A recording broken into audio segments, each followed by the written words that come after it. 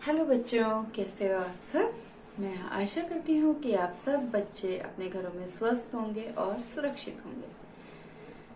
तो बच्चों, जैसा कि आपको अभी पता चल ही चुका होगा कि आपके फर्स्ट टर्म एग्जाम शुरू होने वाले हैं। कितने बच्चे अभी भी ऐसे हैं जिन्होंने हमें एक भी असाइनमेंट नहीं भेजा है।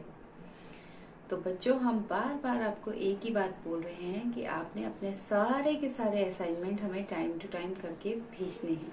दूसरी बात बच्चों, मैंने पिछली वीडियो में भी आपको बताया था कि आपका असाइनमेंट नंबर 1 से लेकर असाइनमेंट नंबर 10 तक जितना भी कार्य करवाया गया है वह सारा आपने अच्छे से लर्न करना है, याद करना है।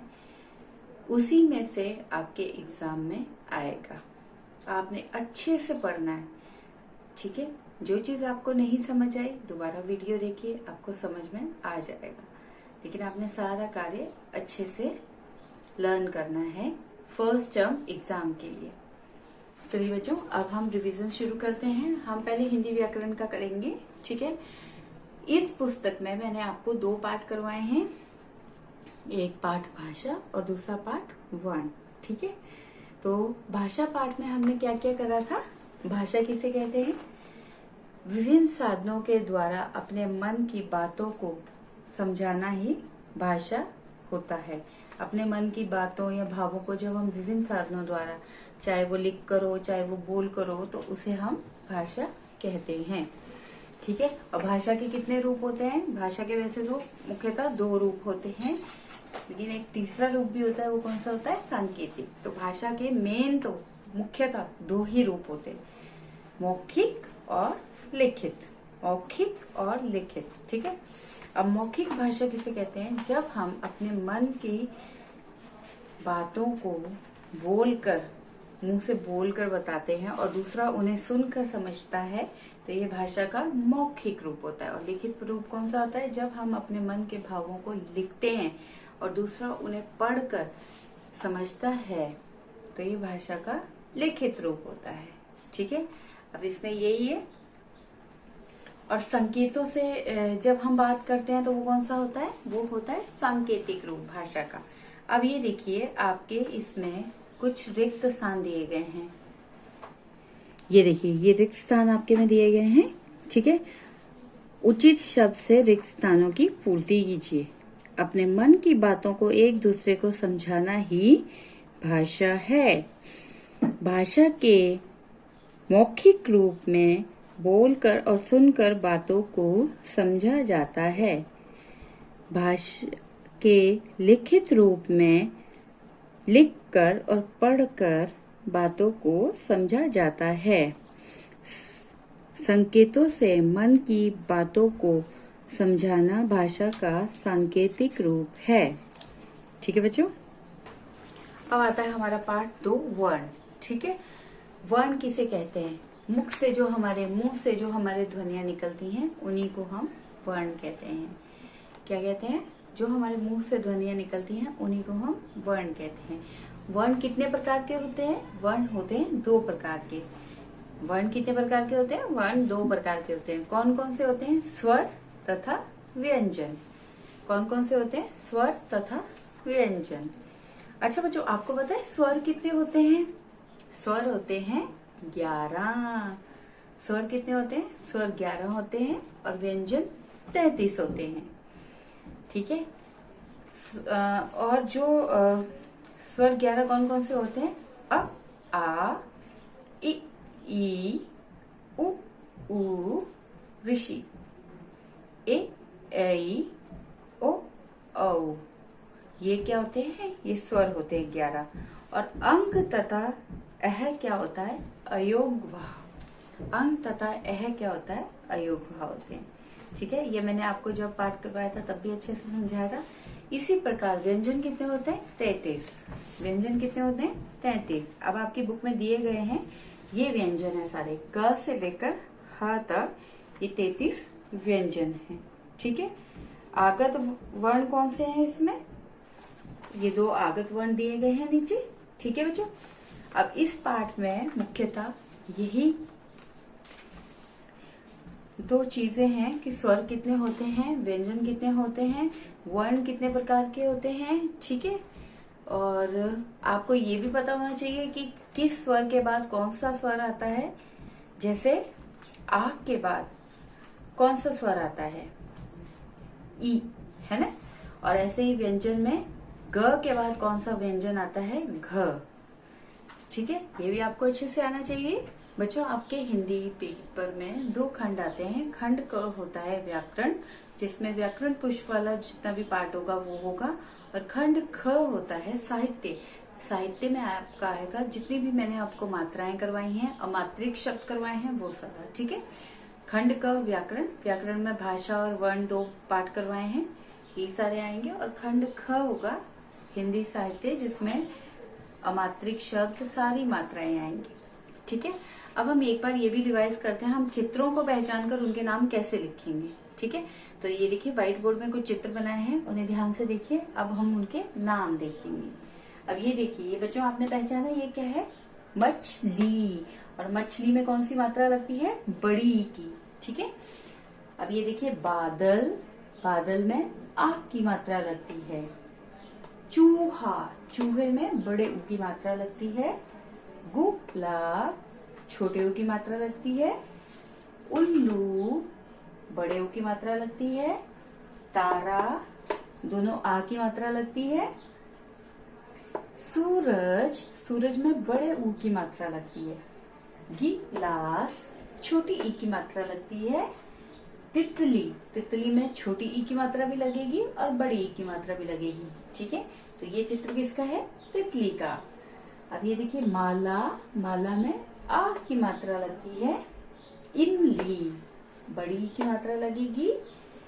छाता, अगर आप छाता लिखेंगे तो आ की मात्रा लगेगी, अगर आप छतरी लिखेंगे तो बड़ी ई की मात्रा लगेगी। ठीक है, और ये देखिए अनार, अनार में किसकी मात्रा लगेगी, आ की। तो इसमें आपने चित्र पहचान कर उनके नाम लिखने हैं, तो उसमें भी आपको मात्राएं आएंगी। ठीक है, तो ये चित्रों को पहचान कर उनके नाम लिखिए। एक बार फिर देखते हैं, मछली, बादल, चूहा, गुलाब, उल्लू, तारा, सूरज, गिलास, तितली, माला, इमली, छतरी, अनार। ये सब क्या हो गया, ये हमारी हो गई। चित्रों को पहचान कर उनके नाम लिखिए। अब देखिए बच्चों, जैसे आपको सही मिलान करना है। ठीक है, सही मिलान किस तरीके से करेंगे। अब आप देख रहे हैं यहाँ पर मछली है, लेकिन यहाँ पर मछली कहाँ लिखा है, 1 मिनट। अब देखिए नंबर 1 में या क में ये पिक्चर बनी है मछली की। अब आप इधर देखिए मछली कहाँ लिखा है। ठीक है, तो मछली कहाँ लिखा है, यहाँ पर लिखा है ना। तो जैसे नंबर क है मछली, तो जैसे आपको अगर हमने इस तरीके से दिया तो आप इसका मछली का उत्तर कहाँ लिखेंगे, क में मछली, इस तरीके से। ठीक है, जो आपका उत्तर जहां होगा वो आपने उस तरीके से करना। जैसे अब बादल है, अब मैचिंग तो आप ऐसे करते हैं, मछली, बादल, चूहा, गुलाब, तारा। ठीक है, अब ख आ गया, ख आ गया हमारा, क्या आ गया, ख आ गया बादल। तो बादल यहाँ पर कहीं पर भी है तो आपने ख में क्या लिखना है, बादल। ठीक है, मिलान इस तरीके से करना है। ठीक है बच्चों, अब जैसे ग है, ग चूहा, चूहा कहीं भी हो आपने चूहा नंबर ग में लिखना है, क्योंकि पिक्चर चूहे की ग में बनी है तो आप उत्तर भी ग में ही लिखेंगे। ठीक है, अब जैसे घ है, क्या है, गुलाब, गुलाब यहाँ पर कहीं पर भी लिखा है, आप नंबर घ में गुलाब ही लिखेंगे। सही मिलान आप इस तरीके से कीजिए। ठीक है, तारा, अब तारा है, जैसे तारा कहीं भी लिखा हो आप, लेकिन तारा नंबर इसी में करेंगे। ठीक है, इस तरीके से बच्चों आपने सही मिलान करना है। चित्रों को पहचान कर उनके नाम लिखिए, सही मिलान कीजिए, सारी मात्राओं का अभ्यास करेंगे। अब बच्चों एक बार ये देख लेते हैं मात्राएं सारी। अमात्रिक शब्द कौन से होते हैं, 2, 3, 4 अक्षरों वाले शब्द। ठीक है, जैसे जल, डगर, शरबत, ये सब क्या हो गया, अमात्रिक शब्द। ये भी मैंने आपको अच्छे से करवाए हैं। ठीक है, इनको हमने इस तरीके से भी किया है, अलट पलट कर शब्द बनाइए, उलट पलट कर, है ना। इनको हमने उस तरीके से भी किया है, उलट पुलट कर शब्द बनाइए। जैसे गम, गम, गम को कैसे लिख देंगे, उल्टा करके हम मग। ठीक है, तो ये हो गया हमारे अमात्रिक शब्द। ये हो गई हमारी आ की मात्रा। ठीक है, आ की मात्रा एक बार देख लेते हैं। 8, आम, गाजर, माला, कार, तबला, टमाटर, राजा, गमला, पाठशाला, बाल, जहाज, बरसात। ये हो गए हमारे आ की मात्रा वाले शब्द। ठीक है, अब ये देखिए छोटी ई की मात्रा वाले शब्द, छोटी ई की मात्रा वाले शब्द। अब ये देखिए इमली, इमरती, चिड़िया, इमली, इमरती, चिड़िया, दिन, बिल, नित, बगिया, कविता, सितार, किशमिश, रिमझिम, गिरगिट। छोटी ई की मात्रा देख लिया आपने इस तरीके से। तो ये छोटी ई की मात्रा वाले शब्द हैं। ठीक है, ये भी आपने अच्छे से पढ़ने हैं। बड़ी ई की मात्रा वाले शब्द, बड़ी ई की मात्रा इस तरीके से लगाते हैं। लीची, ईद, चीता, लीची, ईद, चीता। अब पढ़ो, देखो, कली, बीन, घड़ी, मछली, पपीता, मकड़ी, नीलापन, सीताफल, गीलापन। ठीक है, ये हो गए बड़ी ई की मात्रा वाले शब्द। ठीक है बच्चों, अब देखिए आपकी पाठ्य पुस्तक में ये दिए गए हैं, इसमें बड़ी ई की मात्रा वाले शब्द और छोटी ई की मात्रा वाले शब्द लगेंगे, मात्राएं लगेंगी। ये शब्द दिए गए हैं, उनमें बड़ी की मात्रा और छोटी की मात्रा लगेगी। ठीक है, वो आप देखेंगे कि इसमें कौन सी मात्रा लगेगी। ठीक है, और ये है चित्र, चित्रों को पहचान कर यहाँ पर मात्राएं लगाइए। अब देखिए छोटे ऊ की मात्रा वाले शब्द हैं। छोटे ऊ की मात्रा इस तरीके से लगाते हैं। उल्लू, उल्लू। ठीक है, पुतला, गुलाब, उपवन। अब ये देखिए पुल, खुला, दुआ, सुमन, बटुआ, बुढ़िया, बुलबुल, कुमकुम, दोपहरी। ये क्या हो गया, ये छोटे ऊ की मात्रा वाले शब्द हो गए। अब ये देखिए बड़े ऊ की मात्रा वाले शब्द हैं। ऊद, सूरज, ऊन, भालू। अब पढ़ो, चूहा, बुढ़ा, दूध, खजूर, तूफान, सूरत, कबूतर, मजदूर, शहतूत। ये क्या हो गया, बड़ी ऊ की मात्रा वाले शब्द हो गए। तो मैंने आपको छोटे अमात्रिक शब्दों से लेकर बड़े ऊ की मात्रा तो एक बार फिर से रिवाइज करवा दिया है। तो बच्चों आपने सभी चीज अच्छे से पढ़नी है। ठीक है, आपको मैंने सारी अमात्रिक शब्दों से लेकर बड़े ऊ तक की मात्राओं का सारा अभ्यास करवा दिया है। हाँ, अब आपको एक तरीके का, इस तरीके से मैंने अभी पिछली वीडियो में भी आपको करवाया था, ध्यान से देखिएगा, इसमें मात्राएं लगानी है। ठीक है, तो मात्राएं किस तरीके से लगाएंगे, जैसे क में आ की मात्रा न, कान, सरकार, सितार, खटिया, नकली, असली। इसी तरीके से मात्राएं भी हो सकती हैं।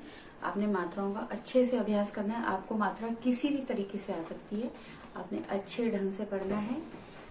बच्चों मैं फिर से बोल रही हूँ, असाइनमेंट नंबर 1 से लेकर असाइनमेंट नंबर 10 तक आपने सारा का सारा रिवाइज करना है। और दूसरी चीज, अभी जिन बच्चों के असाइनमेंट्स नहीं आ रहे हैं, बच्चों टाइमली अपने असाइनमेंट्स भेजिए, क्योंकि आप असाइनमेंट नहीं दोगे तो आपको मार्क्स नहीं मिलेंगे और आप फेल हो जाएंगे। तो अगर आपने पास होना है, अच्छे मार्क्स लाने हैं, तो आपने हमें सारे के सारे असाइनमेंट्स करके भेजने हैं। ठीक है बच्चों, आज के लिए इतना ही करते हैं, आज के लिए इतना ही काफ़ी है। चलिए बच्चों, all the best for your exam. अच्छे से आपने पढ़ाई करनी है, ढंग से आप पढ़ाई कीजिए, अच्छे से आपने सारा प्रिपेयर करना है, लर्न करना है। सुंदर लेख में आपने आंसर लिखने हैं और जिन बच्चों ने असाइनमेंट नहीं भेजे वो जल्द से जल्द असाइनमेंट भेजिए। Okay, bye.